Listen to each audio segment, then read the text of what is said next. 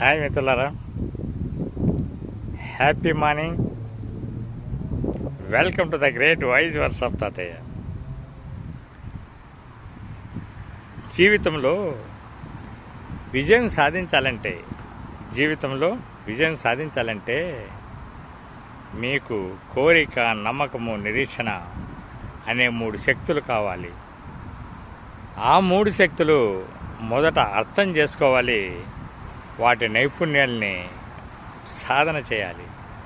ఆ 3 శక్తులను మొదట అర్థం చేసుకోవాలి, వాటి నైపుణ్యాలను సాధన చేయాలి. ఆ తర్వాత మీ విజయము సులభతరమవుతుంది అంటారు అబ్దుల్ కలాం గారు. రియల్లీ గ్రేట్ వాక్యాలండి. మిత్రులారా, హ్యాపీగా